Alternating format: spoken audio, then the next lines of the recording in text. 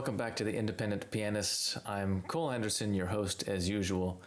Today we are finally finishing up Ravel's Miroirs, and I've been generally working backwards through this set over the summer.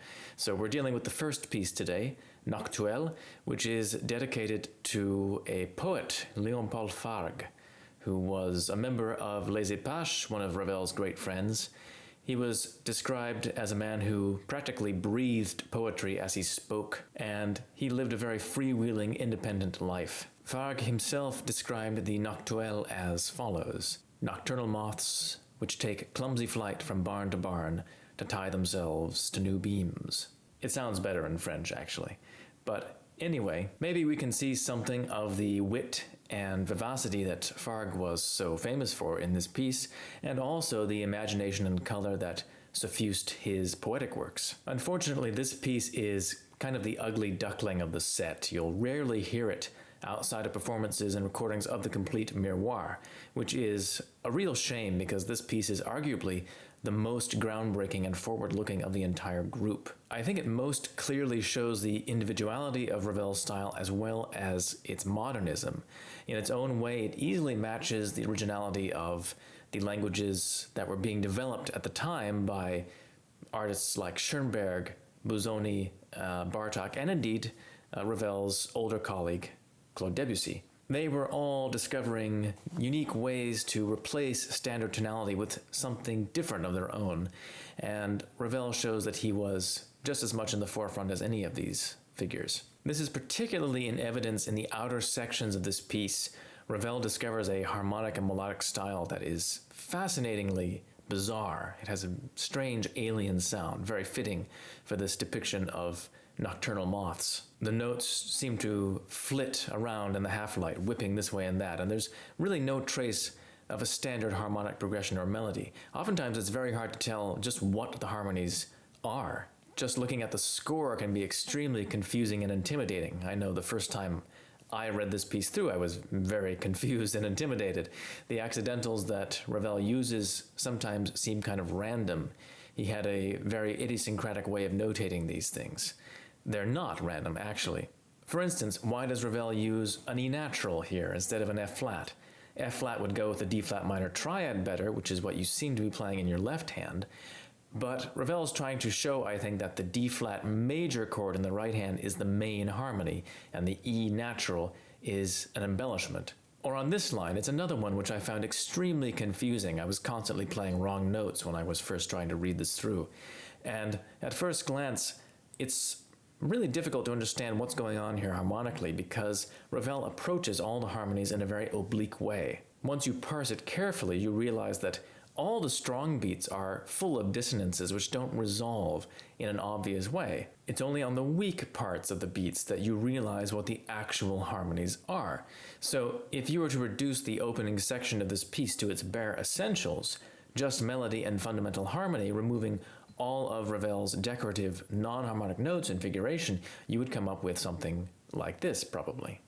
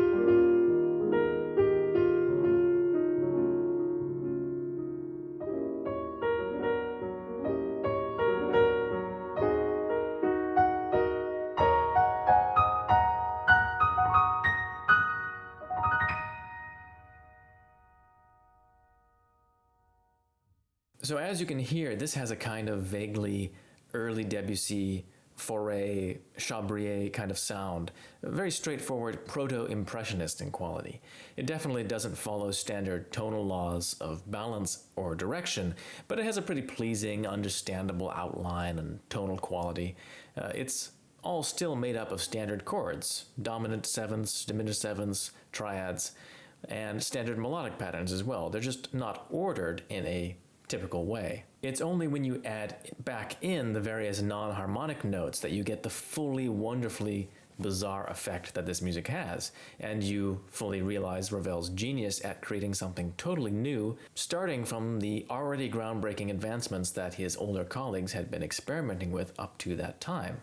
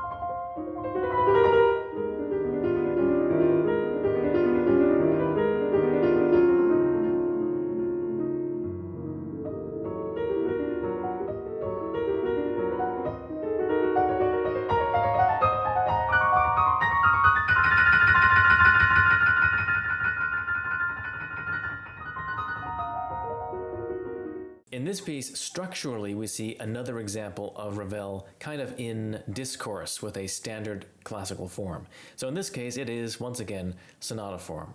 I talk about sonata form all the time on this channel, and that's just because it was used so often, or referenced so often. And that's really what happens in this piece. It's more of a reference. So there is a very clear exposition section where the themes are stated at the beginning. And there's even a caesura, a moment of silence in between the first idea and the second, slightly more lyrical idea. This was a very standard procedure in classical sonatas. You almost always would find a moment of pause in between the first and second themes. Then there's a development section where Ravel does some pretty hefty magic. He transforms the motives from the exposition into totally new music in mood and color. It's very reminiscent, actually, of Liszt's transformation of themes, except it's a little bit more abstract. And after that, there's a recapitulation of the themes once again, and it's exact. It's very much like a classical sonata in that it's exactly recapitulated. The only difference is that the second theme is transposed. So this is exactly like it would be in a classical sonata, but in this case, the original second theme wasn't in the dominant.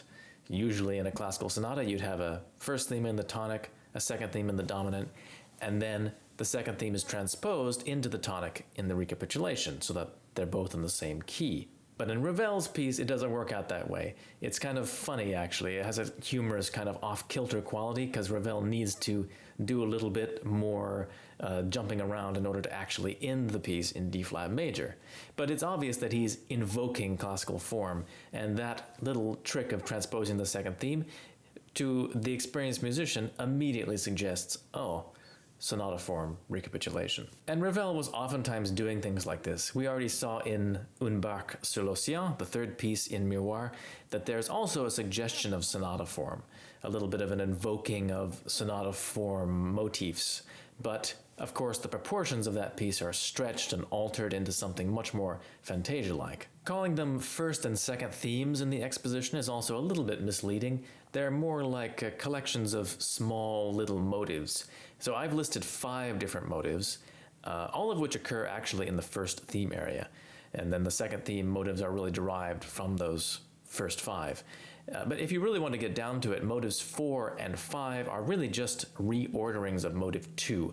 So the economy of material is pretty striking, and I've tried to outline as clearly as possible how Ravel uses these motives to generate the slower, haunting music in the development section. Ravel's use of small motives, which he then kind of reorders and develops, is another example of his classical orientation. You know, it's very reminiscent of the way that Haydn or Beethoven went about writing their sonatas. Of course, you don't have to pay attention to any of that to enjoy the piece. It's just there for those of you who are really interested in digging a little bit deeper into the music and understanding what's going on in greater detail. There's at least one misprint in this score. This is the Durant original edition, and so I've marked that misprint, and there's also another very odd section which occurs near the beginning of the piece. So it's this bar here. So this piece is supposed to be in 3/4, ostensibly, but here we seem to actually have an unmarked bar of 5/8, or 2/4.5, or something like that. In this case, I rather like the off-kilter feeling if you play a bar of 5/8 here, so I actually like to cut the last beat short and do it exactly as written as an eighth note. And you'll hear many people who will actually lengthen this bar so that it sounds like a true 3/4 bar. I don't know if there's any really correct answer. It's kind of an ambiguous section. So enjoy the complete performance of Noctuelles. I will also be uploading the complete set from Miroirs in one video with no commentary in a few days for your listening pleasure. It's really great to hear this whole set because you rarely hear it, and in my opinion it's one of the great piano sets in French Impressionism. It's right up there with the various Debussy triptychs like the Image and Estampe, and Ravel's own Gaspard de la Nuit, of course. You might not hear it that often because it doesn't end in a blaze of glory, and it has 5 pieces. It's rather difficult to bring together, but it's so emotionally powerful in performance, actually. It's one of my favorite works for the ending of a concert. Everyone, including myself, seems to walk away in a very highly elevated, kind of transfigured state of mind. The only thing I can compare it to in effect would be something like Liszt's B minor sonata, which also leaves you at the end in a state of kind of ecstatic reverie. So please do consider supporting the channel if you can. The easiest way to do that is just to hit the like button and the subscribe button, but you can also become a financial supporter. I have all the information for that in the description box below. Or, of course, you can also study with me if you'd like. I have space in my studio. Just drop me a line at cole@independentpianist.com and we can have a consultation. But other than that, please just stay tuned next week. I'll have some more great music or discussion, and take care until then.